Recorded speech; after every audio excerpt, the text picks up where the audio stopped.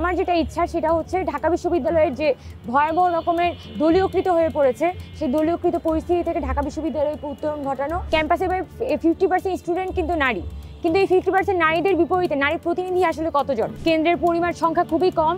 আবার অনলাইন লেভেলে যে সাইবার হ্যারাসমেন্ট, সেটাকে নিয়ে কিন্তু প্রশাসনের পক্ষ থেকে আমরা প্রপার কোনো ব্যবস্থা নিতে দেখিনি। শিক্ষার্থীরা যদি রাজনৈতিক দলের বাইরে গিয়ে সাধারণ স্টুডেন্টদের বডিকে চুজ করতে চায়, তাহলে তারা আমাদের প্যানেলকে খুঁজে পাবে এবং আমরা বিশ্বাস রাখি আমাদের যে স্বতন্ত্র শিক্ষার্থী ঐক্য, সেটা এই মুহূর্তে সাধারণ শিক্ষার্থীর সবথেকে ভালো প্রতিনিধি। আমি এই আসন্ন যে ডাকসু নির্বাচন 9 সেপ্টেম্বরের, সেই নির্বাচনে আমি স্বতন্ত্র শিক্ষার্থী ঐক্য এই প্যানেল থেকে প্রতিদ্বন্দ্বিতা করছি ভিপি পদে। এবং আমাদের এই প্যানেলে আমরা মূলত স্বতন্ত্র যে শিক্ষার্থীরা বিভিন্ন বিষয়ে যাদের এক্সপার্টাইজ আছে, তাদেরকে সাথে নিয়ে আমরা একত্রে এই প্যানেলটি তৈরি করেছি, যাতে আমরা ক্যাম্পাসে স্টুডেন্টদের স্বার্থের কথা চিন্তা করে কোনো দলীয় এজেন্ডার বাইরে গিয়ে আমরা কাজ করতে পারি। এবং আমাদের যে চিন্তা সেটা হচ্ছে ক্যাম্পাসের যে একাডেমিক পরিবেশ এবং সেটাকে আমরা ঢেলে সাজাবো এবং ক্যাম্পাসের মধ্যে আমরা একটা রাজনৈতিক সহাবস্থান নিশ্চিত করব, একটি রাজনৈতিক সংস্কার আমরা এখানে নিশ্চিত করব। ক্যাম্পাসে 6 বছরের মতো আছি এখন এই সময়টাতে কিন্তু আমি ক্যাম্পাসে বহু আন্দোলনের সাথে যুক্ত ছিলাম, অনেক ধরনের ছাত্রবান্ধব কাজে যুক্ত ছিলাম। একই সাথে আমি কিন্তু আমার পড়াশোনাও চালিয়ে গিয়েছি এবং আলহামদুলিল্লাহ আমার ডিপার্টমেন্টের রেজাল্টও ভালো, যার কারণে আমি যেটা করেছি একাডেমিক্স এবং রাজনীতির মধ্যে একটা ব্যালেন্স করে চলার চেষ্টা করেছি সবসময়। এবং 5 আগস্ট পরবর্তী সময়ে যখন দেশে একটা ন্যাশনাল ক্রাইসিস চলছে, তখন কিন্তু আমি আমার নিজের যে ছাত্র সংগঠনটি ছিল বাংলাদেশ ছাত্র ফেডারেশন, সেখান থেকে আমি অব্যাহতি নিয়ে আমি পরবর্তীতে বংশবিরোধী ছাত্র আন্দোলনের সাথে যুক্ত হই মুখপাত্র হিসেবে।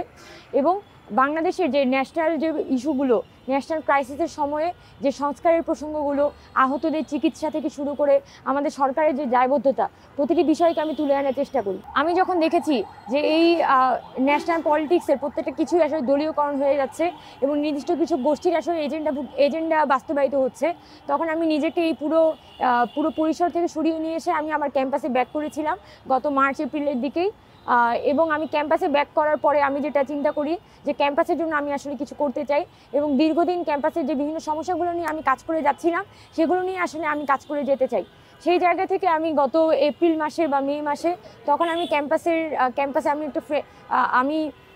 আমি হচ্ছে আমাদের বিজ্ঞান আড্ডা নামে একটা সংগঠন থেকে আমি সায়েন্স ফেস্ট করি। পাশাপাশি হচ্ছে আমরা ক্যাম্পাসের বিভিন্ন সমস্যা নিয়ে আমরা আস্তে আস্তে কথা বলতে শুরু করি এবং বিশেষ করে ক্যাম্পাসের স্বায়ত্তশাসন বিষয়ে, হল রাজনীতি বিষয়ে আমরা কথা বলা শুরু করি। এবং এই আসন্ন ডাকসু ইলেকশনে আমার যেটা ইচ্ছা সেটা হচ্ছে ঢাকা বিশ্ববিদ্যালয়ের যে ভয়াবহ রকমের দলীয়কৃত হয়ে পড়েছে, সেই দলীয়কৃত পরিস্থিতি থেকে ঢাকা বিশ্ববিদ্যালয়কে উত্তরণ ঘটানো।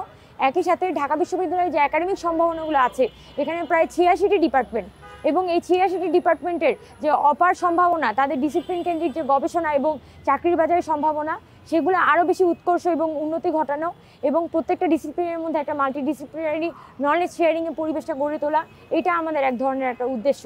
এটা আমি মনে করি যে যদি আমি ডাকসু ইলেকশনে ভিপি হয়ে আসতে পারি, তাহলে ঢাকা বিশ্ববিদ্যালয়ে একটি বড় ধরনের একাডেমিক সংস্কারের দিকে আমার নিয়ে যাওয়াটা সম্ভব হবে।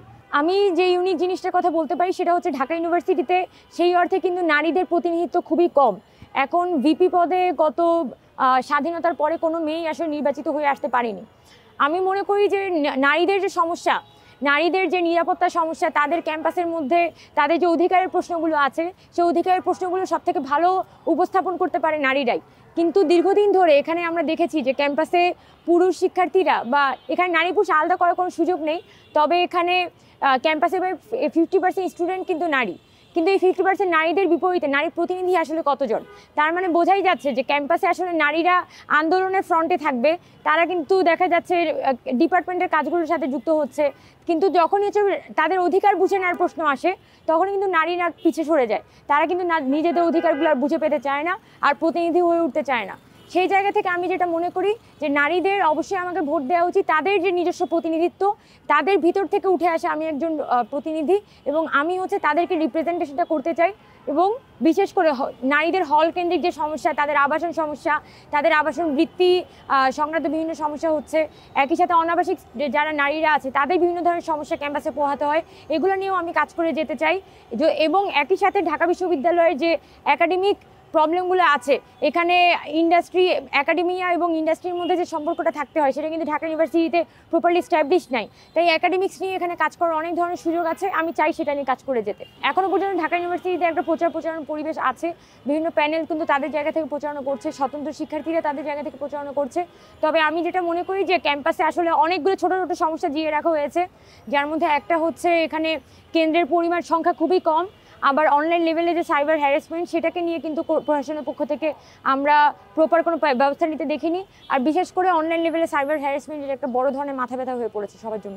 আমরা যেভাবে করে আমাদের স্বতন্ত্র শিক্ষার্থী ঐক্য প্যানেলটি সাজিয়েছি, সেই প্যানেলটি সাজানোর জন্য আমাদের অনেক বেশি এফোর্ট দিতে হয়েছে এবং আমরা মূলত যেটা চেষ্টা করেছি সাধারণ শিক্ষার্থীদের ভিতর থেকে যাতে আমরা রিপ্রেজেন্টেটিভ তুলে আনতে পারি, ডিপার্টমেন্টের রিপ্রেজেন্টেটিভ, ফ্যাকাল্টির রিপ্রেজেন্টেটিভ যাতে আমরা আমাদের প্যানেলে তুলে আনতে পারি। এবং আমরা মনে করি যে যারা সাধারণ স্টুডেন্ট এবং বিভিন্ন সময় শিক্ষার্থীদের জন্য কাজ করে গেছে তারাই যাতে হচ্ছে আমাদের প্যানেলে প্রাধান্য পায়। এবং সেই অন্য শিক্ষার্থীরা যদি রাজনৈতিক দলের বাইরে গিয়ে কোনো প্যানেলকে চুজ করতে যায়, কোনো স্টুডেন্টদের কোনো সাধারণ স্টুডেন্টদের বডিকে চুজ করতে চায়, তাহলে তারা আমাদের প্যানেলকে খুঁজে পাবে। এবং আমরা বিশ্বাস রাখি আমাদের যে স্বতন্ত্র শিক্ষার্থী ঐক্য সেটা এই মুহূর্তে সাধারণ শিক্ষার্থীদের সবথেকে ভালো প্রতিনিধি।